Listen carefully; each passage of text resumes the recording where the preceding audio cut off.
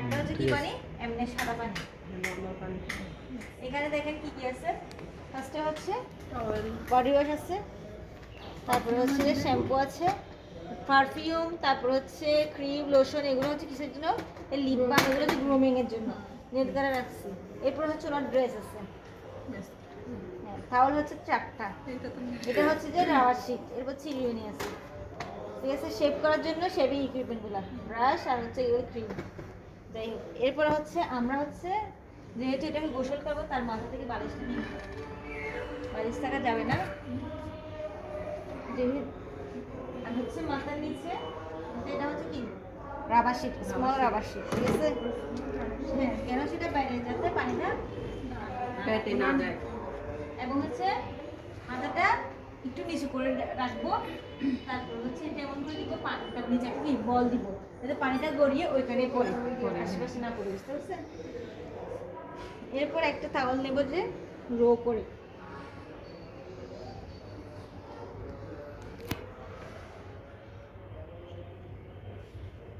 এটা হচ্ছে কারেন্ট, হ্যাঁ কারেন্ট, ঠিক আছে। এই দেখছেন, যাতে একটু নিচুর দিকে হয়, মাথাটা নিচুর দিকে হয়। এরপরে হচ্ছে ওনার উপর একটা টপ শিট থাকবে, ঠিক আছে, প্রাইভেসির জন্য।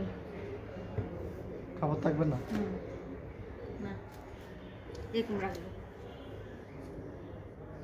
এরপরে আমরা স্পঞ্জ হিসেবে এটা ইউজ করবো, কারণ আমাদের এখানে স্পঞ্জ নেই, এইটা আমরা স্পঞ্জ বানাইছি।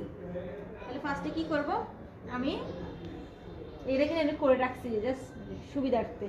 ফার্স্টে আমি কি করব, রোগী অথবা রোগীর পরিবারের কাছ থেকে অনুমতি নিব। যদি অনুমতি দেয়, তখন আমার সকল ইকুইপমেন্ট ডিবার মধ্যে সুন্দরভাবে গুছিয়ে রাখবো। তারপর পার্সোনাল ইকুইপমেন্ট রিমুভ করবো, হ্যান্ড স্যানিটাইজ করবো, পিপিএম পরিধান অবশ্যই অবশ্যই করতে হবে কিন্তু।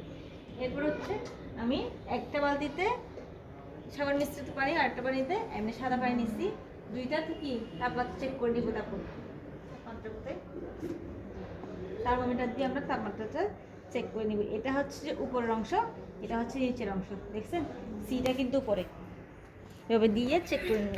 তাপমাত্রা কত হইতে হবে? 45 থেকে 115 ডিগ্রি ফারেনহাইট আর Celsius 45 degree Fahrenheit Celsius check করে নেব, ঠিক আছে। যদি আমাদের থার্মোমিটার না থাকে, তাহলে হাতের কোনো দিয়ে আমরা স্পর্শ করে বুঝে নেব আমরা কতটুকু সহ্য করতে আমরা পারি, ওভাবে নিব। এরপর রোগী যদি শ্যাম্পু করতে চায়, তাহলে ফার্স্টে আমরা এয়ারপোর্টে একটু ইকুইপমেন্ট লাগাই দিব, যাতে কানের মধ্যে কোনো ধরনের মাইনে না থাকে। লাগাই দিলাম। এরপর শ্যাম্পু নিব, শ্যাম্পু দিয়ে ভালো করে একদম চুলগুলো পরিষ্কার করে দিব। তারপর হচ্ছে কি করব, সাদা পানি দিয়ে, যদি সাবান মিশ্রণ ওই পানিটা দিয়ে পানি দিয়ে ধুয়ে নিব না? হ্যাঁ হ্যাঁ, দিয়ে নিলাম, ঠিক আছে, দিয়ে দিলাম। এরপর হচ্ছে কি করব, টাওয়াল দিয়ে ভালোভাবে মুছে দিব, শুকিয়ে দিলাম। তারপর কি করছি, আমরা হচ্ছে এই স্পঞ্জ দিয়ে ফার্স্টে একটু সাবান মিশ্রিত পানি দিয়ে ভালোভাবে মুখটা পরিষ্কার করে দিব, ঠিক আছে। মুখ পরিষ্কার করার টাইম অবশ্যই নাক, কান, গলা তালি এগুলো সহ একদম গাটটা সব ক্লিন করে দিব, ঠিক আছে। এরপরে আবার সাদা পানি দিয়ে আবার এটা পরিষ্কার করে দিব, ঠিক আছে। পরিষ্কার করে দিলাম, এখন তাওয়াল দিয়ে মুছে দিব। এখন হচ্ছে আমাদের আর এই পেছনের শীটটার কোনো দরকার নেই, নিয়ে নিব, নিয়ে নিই। আর এটাও নিয়ে নিই, এগুলো সব নিয়ে নিই, যেগুলো মাথা দিয়ে মুছে দিই, আর দরকার নেই, সেজন্য এখানে রেখে দিলাম। তারপরে এখন আসছে বডি, বডির নিচে কিন্তু একটা রাবার শিটের উপর একটা কি থাকবে, টাওয়াল থাকবে, যাতে ফোটা টোটা পানি পড়েছে ওইটা রাবার শিটে থাকলে তেগে যাবে, শোষণ করার জন্য একটা টাওয়াল দিয়ে দিবি। পজিশন করে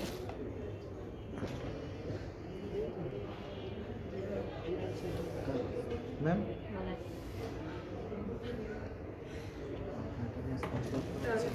রাবার শিটের উপরে।